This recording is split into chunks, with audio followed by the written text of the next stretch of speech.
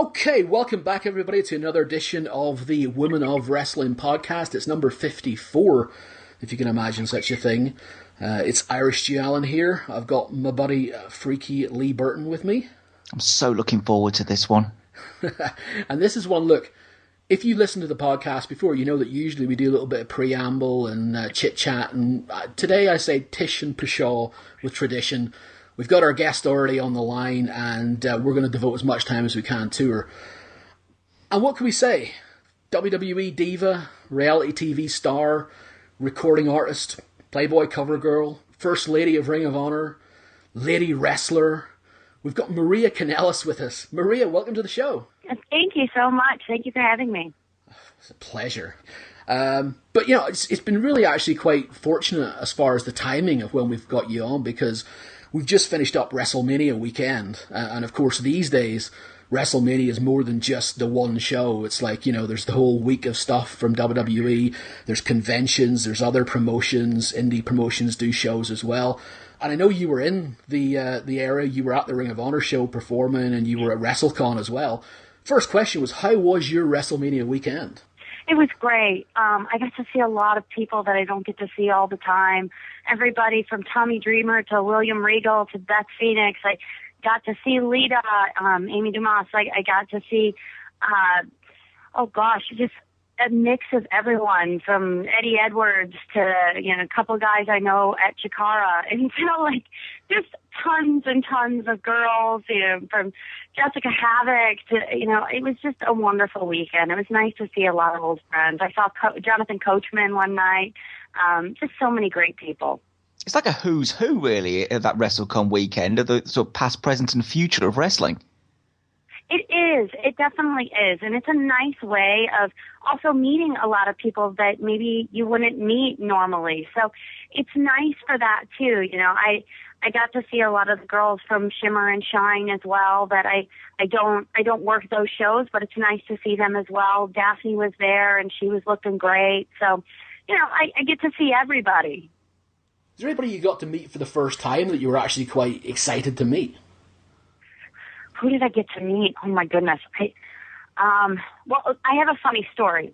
Sabu was in the same area as I was when I was signing, and he came over, and he wanted to see my Playboy. So he sat at the table looking through my Playboy. It's quite funny. Slightly uncomfortable, but yeah, that's Sabu for you. He's extreme. It was also so cool seeing Sabu was there, and then RVD and Tommy Dreamer. It was just great seeing them all together. I don't know what your schedule was as far as signings and when you were available and when you weren't, but did you get to see any of the Shimmer show? I did not. No, I was getting driven back and forth between WrestleCon, so I couldn't really stay later. I wanted to catch that show so bad, but I wasn't able to. Okay. What about the big show though, WrestleMania? I mean, did you get a chance to watch WrestleMania? Yeah. I didn't get to watch WrestleMania. I didn't really want. No, I ended up driving back that night. I heard all about it, and we were following it on the drive, and I was definitely pulling for Dolph Ziggler, and I was pulling for the girls to have their match, and that ended up getting pulled. And then, you know, I've actually got it downloaded onto my computer, and I'm going to watch WrestleMania probably later tomorrow. I'm watching the Celtics game tonight. I'm going up and watching the Boston Celtics. So I'm probably going to watch the WrestleMania tomorrow. What did you think about the fact that the 8-person mixed tag match was bumped from WrestleMania? Because essentially that meant that there was no Diva wrestling taking place on WrestleMania for the first time since 1997. It was sad, to say the least. I always love women's wrestling. I really wanted to see it. I wanted the girls to have a chance to go out there and put on a great show, but there's always next year. So, you know, there was so much great women's wrestling that weekend that I think that any of the fans that came for the entire weekend, they got to watch a lot of great women's wrestling too. And what about the future of the Divas division? I mean, if at the minute, we've kind of said it's kind of a little bit like at rock bottom at the minute as far as, not being on WrestleMania. Looking at the future and looking at the people they've got down in Florida and their NXT developmental territory, they're all getting trained up now by Sara Del Rey. I'm really excited to see girls like Paige and Mercedes come up. I don't know if Sarah's going to end up getting a chance on WWE, but I certainly hope so. I've worked with her one time, and she is the sweetest, nicest person ever. So I would love to see her in WWE. Plus, she is one of the greatest female wrestlers I've ever seen. You talked about working with her, and that was in Ring of Honor. Actually, you guys did a mixed tag, isn't that right? Yeah, we did. We did a mixed tag. I got in there with Eddie Edwards, too, and he's another one of the guys that are on the independent scene that I think are incredible. So for me, going to Ring of Honor and the whole experience at Ring of Honor has just been tremendous for me. I guess there was sort of natural gravitation for you and Sarah because you were calling yourself the first lady of Ring of Honor. Sara Del Rey, technically being there longer, so maybe had a claim of being the first lady. It was almost like you two were sort of destined to clash. Yeah, she's the queen of wrestling. So the queen and the lady got in the ring, and it's funny because it's for Ring of Honor fans, Sara Del Rey is the ultimate in women's wrestling, and I'm the diva that came in. So I had a huge appreciation for her being in that match with me. I just want to ask you about that, actually, talking about, you being the diva coming into the Ring of Honor thing. I mean, what have your experiences been like at Ring of Honor as far as performing again in front of that wrestling crowd with Mike? I love it. I've been a Ring of Honor fan for a long time, and so for me, to be able to perform in front of that crowd is just a wonderful experience. And I'm a bad girl over there, so they say all kinds of nasty things. But that's part of the show. It's part of the fun. And working with my fiancé is incredible. And I kind of bribed all the boys with bringing in treats and snacks and stuff. So they call me the den mother of Ring of Honor because I always bring in food for the boys. Wow, you got to be popular then, yeah. What's it like? Because you spend a lot of the time in WWE as a babyface. You're primarily a heel in Ring of Honor. How do you feel about that? Just going out there and working the heel role, because it seems so natural for you. I like it. I love having an opportunity to show the other side. Before I ever entered wrestling, I was taking acting classes. So I like it because it shows more diversity in my character and more diversity as an actress and as a wrestler. So I've only had 3 matches as a heel so far, and I've really enjoyed it. It kind of is easier for me to play the role of the heel. At the end of the day, this has just been such a tremendous experience for me. Of course, you talk about as well getting to work with your fiancé, Mike Bennett. I mean, is that fun because you get to work with him all the time, or is it strange getting to work with him as an on-screen character as well? We have such a great friendship that even if we need to tell one another that, oh, maybe not do that, or oh, I didn't like that so much, or try this or try. We never argue. I think the entire time we've been together, we've had 4 arguments. So we don't mix what happens in the ring with what happens in our relationship. So it's fun. We like riding with each other. We like going to the shows together. We always say that we're our favorite road dog. We go out and have a good time together. We like eating the same foods. So for us, it's like hanging out with your best friend all the time. Well, you two seem sickeningly perfect for each other. Well, thank you. Thank you very much. Yeah. That was a weird compliment. Yeah, no, it does. It's like, sometimes you just hear these stories and you think, wow, well, there's 2 people who are meant to be together. You guys have sorted out your wedding date already next year.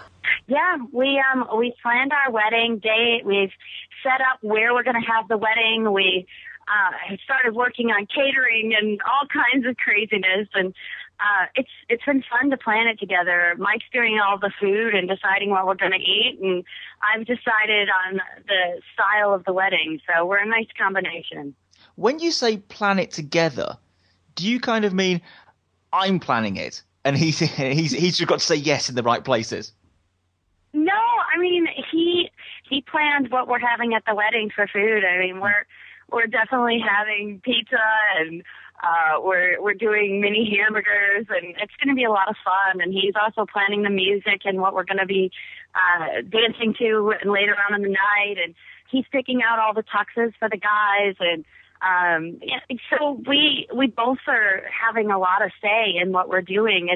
It's going to be an Alice in Wonderland themed wedding, and we both decided on that. And the reason that we decided on that is wrestling is a bit of nonsense, and so is Alice in Wonderland. So, it goes together well. He's also planning the tables, too. All of the tables are going to be numbered, but they're also going to be wrestling territory. So some people will be sitting in the WWE territory, and others will be sitting at the Ring of Honor territory, and it's going to be fun. Just out of curiosity, then, what's the head table going to be? Which territory is that?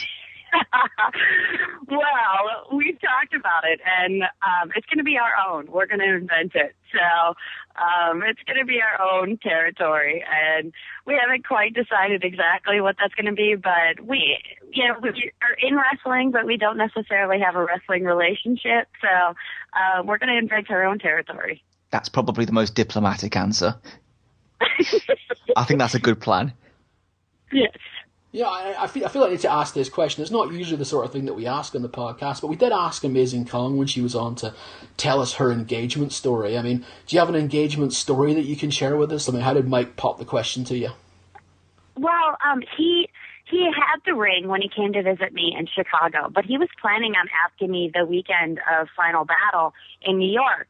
But we were walking around the city of Chicago looking at all the great Christmas decorations that were up, and we went to Millennium Park, and it's our favorite park in the city. And in Millennium Park, they have this giant, it looks like a beam that reflects the entire city in it. It's a really cool spot. And we've been there before a bunch of times, and we were talking about how, where we're going to live eventually, because our lives are so crazy. We're between Boston and LA and Chicago and all over the place with wrestling. So we were talking about how we could end up in Chicago, and I was like, I don't really care where we live as long as it's with you. And he's like, I feel the same way.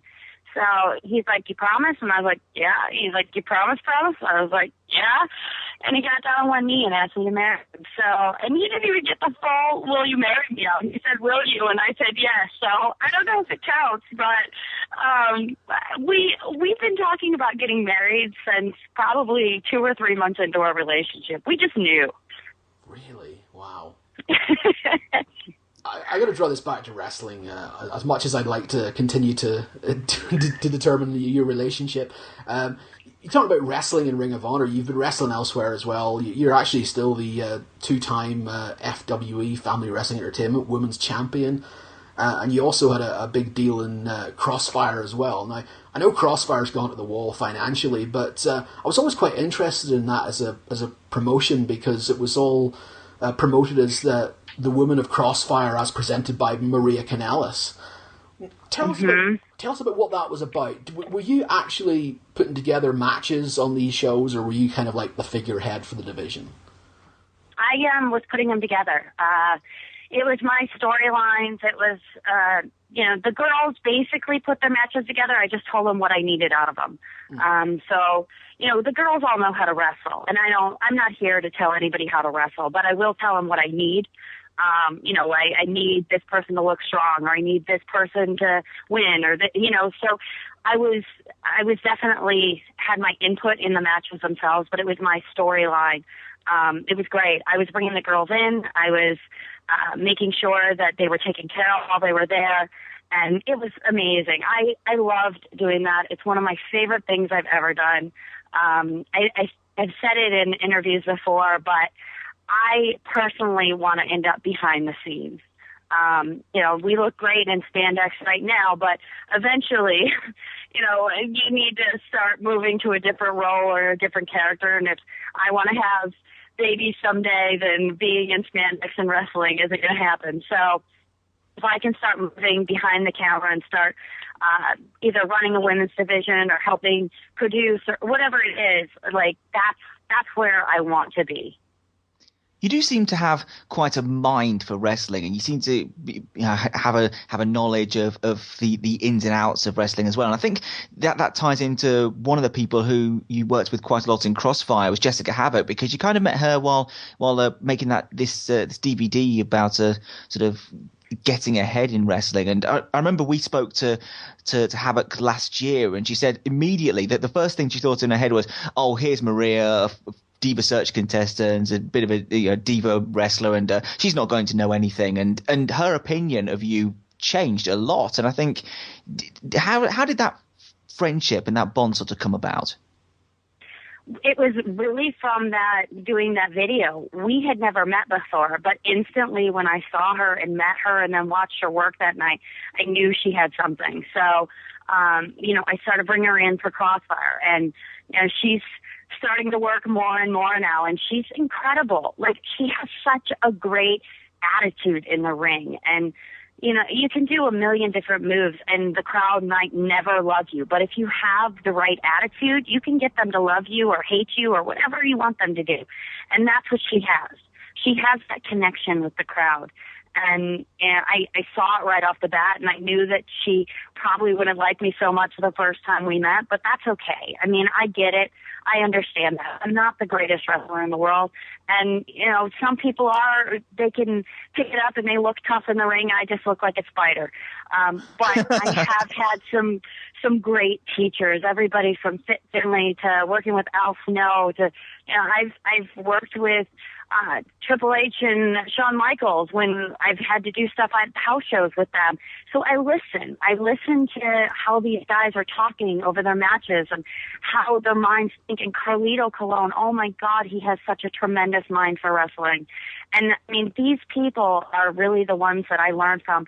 And I mean, CM Punk too, like, I dated him for like a year and a half, and just listening to how he would put matches together, how he would create a story is really where I learned from, was just listening. And even though I might not be able to execute the moves believably, there are girls that can, and all they need is a little nudge to say, okay, this is what I need, or have this attitude, or come on, you can do this. And, for some of these amazing wrestlers, that's all they need is a little bit of help with that. And they just excel like crazy. Another the couple of girls you work with in Crossfire quite a lot, Allysin Kay, Reby Sky. Any sort of opinions or words about them as well? Reby is a very, very hardworking woman. Holy cow. She has such great work ethic. Before the matches at Crossfire, she would be in the ring working out for an hour and a half before every single show. And watching her do that, I mean, she just has great work ethic. And Allysin Kay can cut a promo like nobody else. I don't know where it comes from, but I would tell her, okay, this is the idea, and she would just go.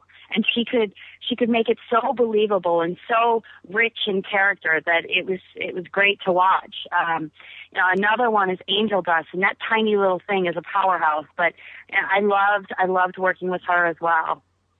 Jessicka Havok's big problem with you at the start, as we talked about, was the fact that you had this Diva Search mantle, and obviously that's the way you came into the business. And I think a lot of people, when they think of you, they think of you as being one of the girls from the Diva Search. That was your way into wrestling, obviously, but how did you get into the Diva Search in the first place? And what was your wrestling knowledge at the time? Did you know anything about it, or what exactly happened?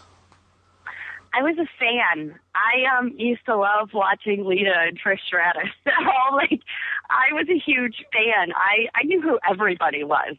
When I entered into the Diva Search, I entered online with some photos, and they invited me into a casting call. There was about 300 girls there, and I went and I did the casting call, and Jonathan Coachman was there. And this was the time that Coach and Rock used to have banter back and forth backstage during their interviews. And I called Jonathan Coachman a popcorn fart, and instantly I was put into the next round. So I knew who everybody was. I almost screamed when I met Undertaker. I almost screamed when I met The Rock, Stone Cold. But, I was a huge fan. And being involved in wrestling just really started from there. And I told them that I wanted to be an interviewer. That's what I wanted to do right off the bat. But then the more I was around wrestling and involved in it, the more I wanted to be in the ring. So there I was, all of a sudden going down to Ohio Valley Wrestling and training, and that was really my way into wrestling. I'm glad you mentioned OVW, actually, because there's a question I want to ask you about this. You were down there for a while, and like you said, you were doing some of the backstage interviewing and so on. But Paul Heyman was running the show down in OVW at the time, and he said a little while ago that when you were down there, you were contributing booking ideas to him.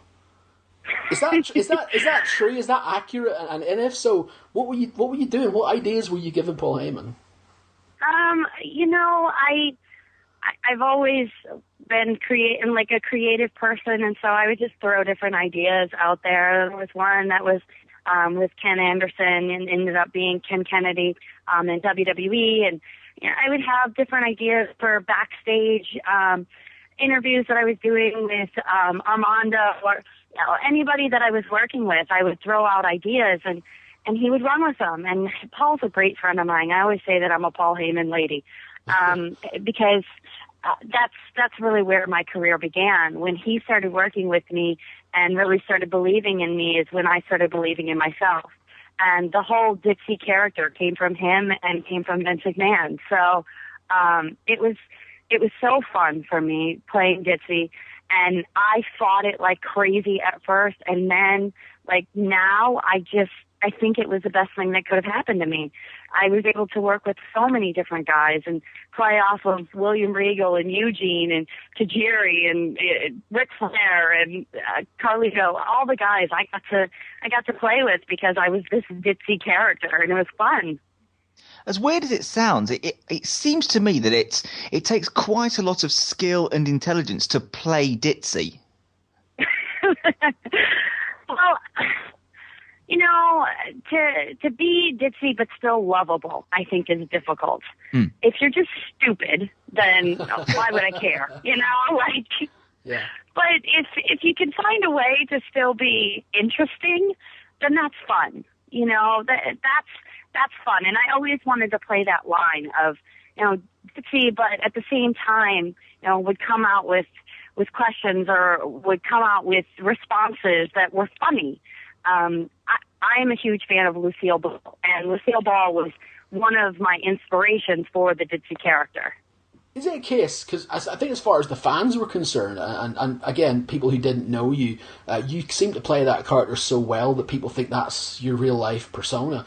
Was there ever any examples of, when people used to think, Maria, she's just a ditz, and secretly you were thinking, what on earth? Did you have any examples of that happening? Not really. I mean, I never had but people would say to me all the time, I thought you were dumb, or I thought you were ditzy, or I would get that all the time, especially then when I did Celebrity Apprentice, and everybody went, oh my God, that is not what we expected. They thought I was going to go on the show and be a complete idiot, but I met with Donald Trump and I met with the whole casting department to do Celebrity Apprentice, and I made it onto the show, and then I was able to show a little bit of the other side of me. How did you get put forward for Celebrity Apprentice in the first place? I walked up to Donald Trump and asked him if I could do his show. Wow. Really? Now that's impressive. That takes some balls. Sometimes you just have to ask for what you want, and that's really, that's how I live my life, is if I need something or want something, or if I have to learn something, I just figure it out. I don't wait for someone to explain it to me, or I don't wait for someone I ask questions. I find out how to do it, and then I do it. But I think that's the way to make the most out of your life, is to never stop learning. Never stop asking questions as well, by the sound of it. Yes, exactly. I guess if you don't ask, you don't get. Exactly.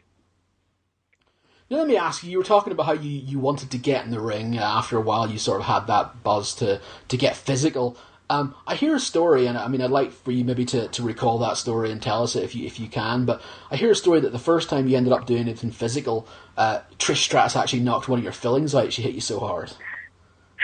he slapped me, and I didn't take it right. So I grinded my teeth so hard that it ended up spilling out. Yep. Wow. And at that point, did you think, okay, this is cool, I'm okay with this, or did you think I don't want anything to do with this wrestling anymore? No, I just wanted to do it more. I'm not a person that shies away from, oh, I'm going to get hurt, or oh, it's going to mess up my face, or I don't worry about that. I just try and live in the moment, and whatever happens, happens. When you were in WWE, you kind of you started off physically doing stuff like, the lingerie pillow fights, that sort of stuff, and eventually the women's wrestling scene in WWE got a bit more into athleticism and actually having matches. And the guy that seems to be credited with that most of the time is my countryman, and that's Fit Finlay. Yes. Tell us about Fit Finlay, and tell us about his influence on you personally and just the Divas in general. Fit never made you feel bad about screwing up. He just taught you how to be better. Something would happen in the match and you'd end up crying, and he's like, that's okay, you can cry. He's like, that's a natural reaction. Next time, do it this way. You were never down upon for, having a reaction to something that happened in the ring. You were never looked down upon if you screwed something up. You just were taught how to do it better.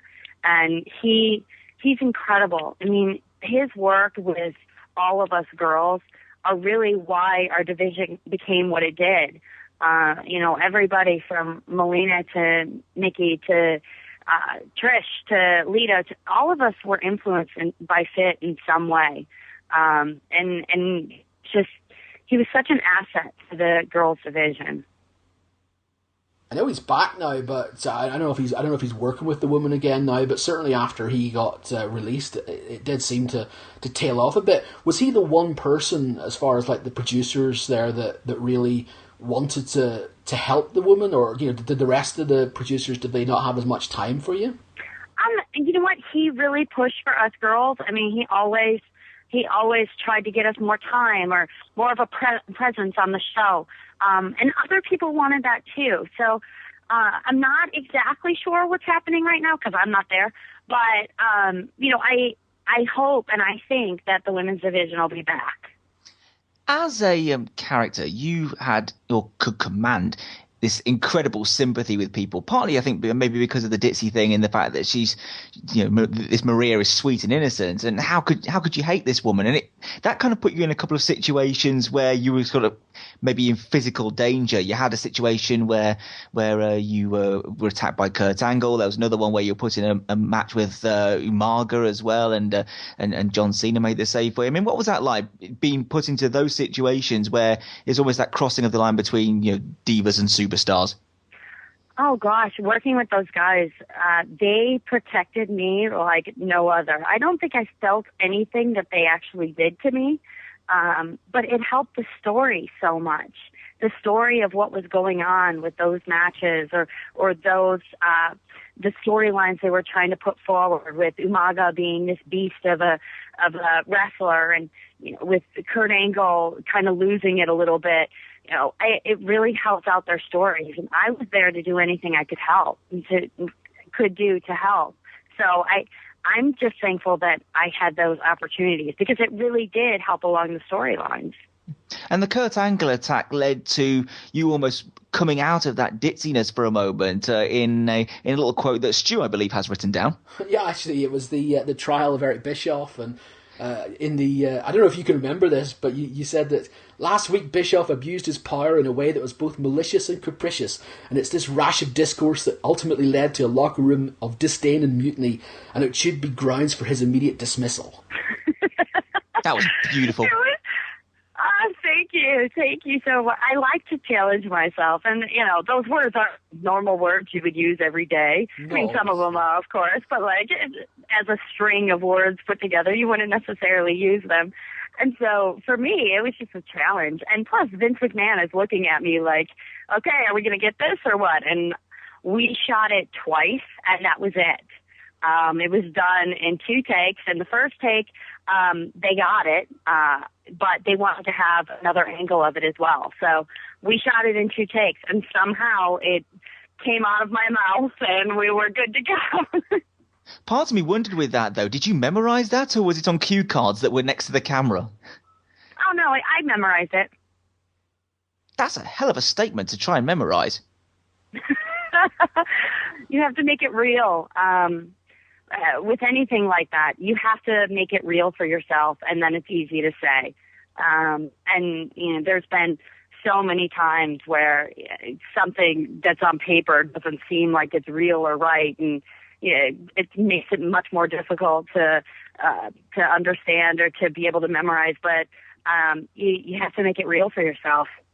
Your time in WWE, you know, you were there for quite a while. What would you say? I mean, of all the backstage stuff and the in-ring stuff you did, do you have a moment that, you know, if you had to encapsulate your WWE run in one segment or one match, what was the best moment for you there in the entire time you were there? There were several. The winning the Slammy of the Year was amazing. The first time I ever got in the ring with Lita was incredible because it was like a little girl's dream coming true. And any match that I ever had with Beth Phoenix. There was also a match that I had with Michelle McCool that was a non-title match that I just absolutely loved. I believe it was on Superstars, that we came back and we felt really good about that match. So those were a few moments, but then so many times working with Santino Marella when he was doing push-ups and saying the 1, the 2, the 3, and just so funny. I would have to bite the inside of my mouth while he was going through his lines. And so working with him was great, which led to me working with Carlito as well, which was so fun. So that, and then working with Dolph was great because Dolph's a good friend of mine. We've been friends for a long time. And so when we got to work together, it was just like two people hanging out. It was fun. You won the world title on Monday as well. Did you have a chance to see that? I did, and I started crying. I'm such a nerd. I've never gotten that emotional about a match ever, and I started crying, and I was like, oh, my God. Wow. I just wanted to bring I up... talked to him that night, and he said that the crowd was just amazing. Oh, yeah. The response he got, like, people were hoping for it at WrestleMania, and they eventually got it on Raw. I think people have been waiting for that moment for the last, 8 months, I think. I think people have been waiting for Dolph to make the crossover from a mid-card guy to a top guy for a long time. I think that people see his passion for the business and also his talent, and they just want to see him succeed. I hope he does as well. That's the one thing, actually. And I mean, you know, you could be, having been in WWE, you probably know all about this, but it seems to be that once they sort of put the rocket behind someone, they're often very quick to cut their legs out as well. So I mean, you know, I hope we can wish him all the best, that he has a good run. Oh, he'll be great. He'll be just fine. I wanted to ask you just about the Slammy that you mentioned, winning Diva of the Year, because that seemed to be a really interesting moment in just what kind of connection you had with fans, because it was a time when there wasn't a lot going on with you and your character, but yet the fans still overwhelmingly voted for you to be the Diva of the Year. I mean, that must have felt like a real pat on the back for your connection between you and the audience. Yeah, it was. I'm still humbled by the experience. I really am. I didn't know what was happening until right before I went out. And so in my head, I was elated by it, but I had to still, play the role of wondering if it was going to happen or not. And I mean, Batista came out and he did such a great job with that segment, but it was just such a good moment for me. Where is that Slammy? Where is it? Oh, WWE has it. They take them back. Oh, you're kidding. I was hoping you were going to say it's in your bathroom or something. No, WWE has it. Oh, that's such a disappointment. I know. It's like someone's going to tell me Santa Claus isn't real next. Say nothing, Lee, say nothing. When you were in WWE last time, towards the end of your time there, and I think it was certainly talked about at the time as it might have been a reason for part of why you fell out with WWE at the time, but you were getting involved in music. and you ended up releasing an EP. And I think some people, I don't know if you can tell me if this is true or not, but were saying that, you know, WWE wanted, I think, producer credits on the music, and you didn't want to do that. Was that genuinely a problem? Was that what caused the problem for you towards the end? There was a few things. I really wanted to branch out more. I was so young when I entered into the WWE, and I hadn't really experienced a whole lot outside of wrestling. And so I really wanted to try other things, and after getting that opportunity on Celebrity Apprentice, I wanted even more. And so I was trying music, and I was trying acting. And in the last 3 years, I've acted, I've sang, I've sword fought, I've been a stunt woman, I have written shows, I've produced, I've held a camera, I've done my own sound. You know, I wanted to try other things, and that was a big reason why I didn't re-sign with WWE. And you know, I'm thankful for it, but if the opportunity were to arise again to work for WWE, I would. The music, I mean, I bought the EP when it came out back in the day, but I mean, that's all you've released as far as music's concerned. Is the music still a part of your life? Is that still something you want to do, or was that just something you tried at that point in your life?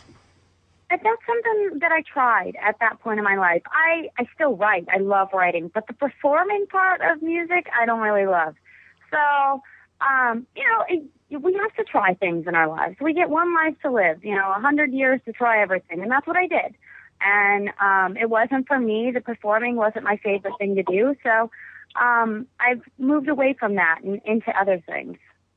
One other thing that you did that I noticed is you were an announcer for a mixed martial arts show about 3 years ago. I mean, is mixed martial arts something that you have an interest in, or was that just something that I thought, well, I'll give this a shot and see what happens? I do have an interest in the fact that those guys can go out there knowing that they're going to get hurt, and they just fight through. I think that it takes such amount of heart to go out there and do that, and fearlessness, that I think is so attractive. I love doing the show. Mark Burnett is great. Mark Cuban's awesome. They were wonderful people to work with, but it didn't really stick with me, you know, like wrestling has. When you and WWE parted company the first time, it was literally days before Celebrity Apprentice started airing. It seems a weird bit of timing to part company just before you're doing all this stuff for them. Well, you know, my contract was up, so that was why the timing happened the way that it did.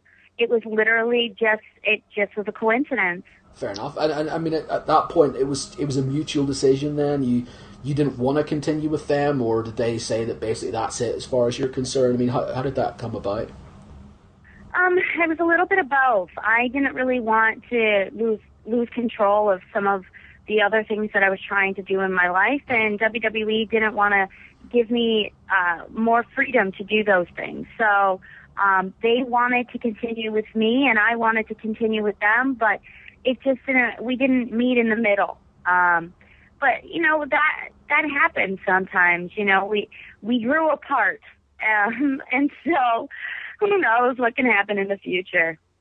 Sounds like a case of no hard feelings. We'll see you down the road. No, I mean, I don't have any hard feelings at all. I did when I first left the company, but now I don't. And I think that's with age and maturity. And I think getting out of being in the grind of wrestling 300 days a year, you start to have a different perspective on life. And I have no hard feelings now towards anything that happened with me in WWE. Let's talk again about WWE in just 1 second. I want to backtrack just for a minute to Celebrity Apprentice. You finished 5th on that show that year. I mean, what was that whole experience like to you know, I guess move outside your comfort zone and do something with a bunch of other celebrities? Good memories of that time? Oh, so many good memories. It was the toughest thing I've ever done, though, in my entire career. I was waking up every day at 4 o'clock in the morning and going to bed at midnight 6 days a week. It was hard. Just having to put out 150% every single day and just keep with the grind was very tough. we were catching, eating meals while we were working. It was the worst diet ever. I wasn't able to work out for a month. It was just craziness. So it was very tough. But I got to meet people like Sharon Osbourne and Cyndi Lauper and Bret Michaels, which is still a friend of mine, and like Summer Sanders, which is another friend of mine. So I got to meet so many amazing people. Who was your favorite person then to meet? Was it Bret then? Because he's still your friend? Bret or Cyndi Lauper, because Cindy's been an idol of mine since I was a little girl. With the schedule, because I know that you like I said, it's very intensive, and sometimes I can't remember who spoke to, but said reality TV sometimes isn't as real as you may think. But so you also did before you started with WWE, you did Outback Jack as well. I mean, how do the two compare? Outback Jack was so hot and sweaty and bugs, and I had a spider in my sleeping bag one night, and I was dirty every day. It's just such a tough thing to do. It was brutal. We didn't have blow dryers or curling irons or nothing when we were out there in the middle of nowhere. So it was just so tough. They don't show that stuff on TV, though. That's another reality show right there by itself, I think. Celebrity Apprentice has just had a reunion season as well, where a bunch of people were asked back. Was there any chance that you were going to be involved with that? They had that season, and who knows, maybe the next one. I've talked to them a little bit about it, so we'll see. Okay. Well, I mean, possibility of a reunion season with The Apprentice, and we're also talking, of course, about your possible reunion with WWE, and I noticed that's something that you have been talking about a little bit recently, and I guess trying to get a little bit of buzz together about. It was reported recently that you had done an interview where you'd said that you were pretty much done now with Ring of Honor, and you were hoping to go back to WWE. Is it as cut and dried as that? No, I never said that I was done with Ring of Honor. I just said that WWE had contacted me in end of January, beginning of February. They contacted me, wanted me to come back. We were in agreement on all of the details of my contract. Everything was cool and fine. And then a month later, they decided not to move forward with my storyline. So I don't know the ins and outs of what happened there, but it's definitely an option at some point, I'm sure, if the storyline comes about with WWE. Ring of Honor is still my home, and we'll see where we take it from here. There had been a couple of sort of rumours floating around about yourself, and I guess this is the opportunity for you to confirm or debunk them to a certain extent. But there was some rumours about hostilities with other former divas, which might have led to things being maybe sort of nixed. I mean, what's your take on that? I don't know. I don't think that the Bella Twins could be so immature. I always found them to be very mature and business-minded, so I can't imagine them doing that. But, rumor mills fly. They just do. And unfortunately, we'll never know the true, honest truth unless we get it from the horse's mouth. So I try not to play too much into rumors because that can get you in a lot of trouble. Something else that kind of are on the same thing, and I wouldn't normally ask something like this. It's a bit trashy to ask, but the fact that you put it on Twitter as a public message, you tweeted the former Kelly, Barbie Blank, a couple of days ago, apologising for the way you'd acted in the past, or at least that's the way it was. I mean, what's the problem there? Did you guys have a problem, and is it now sorted out? For me, it is. It's weird because as you get older, you start looking at things and you start thinking about having kids and you start thinking about what kind of legacy you want to leave behind for those kids. And you think about, getting married and being happy, and you kind of leave all the stupidity of past angers behind. And for me, that's what it's all about. It's about making peace with everything I've ever had a problem with in the past. And I think that Barbie's extremely talented. I think that she's a fan favorite, and I just don't want any negativity in my life anymore. I want to apologize for any times that, maybe there was an argument. It doesn't matter how small the argument. I want I want to be positive with my life. I mean, it sounds like a good attitude to have. I guess sometimes when you're in, like you said, when you're in the grind of it and the wheels are turning, you don't get a chance to really look around. And sometimes you can't see the forest for the trees. So you take a step back and you can kind of see the big picture a bit more. Yeah, definitely. And this weekend, I saw Barbie and I thought to myself, this is just silly. And so I sent that out. And I sent it out publicly because it was a very public argument that me and her had. And I wanted to end it publicly.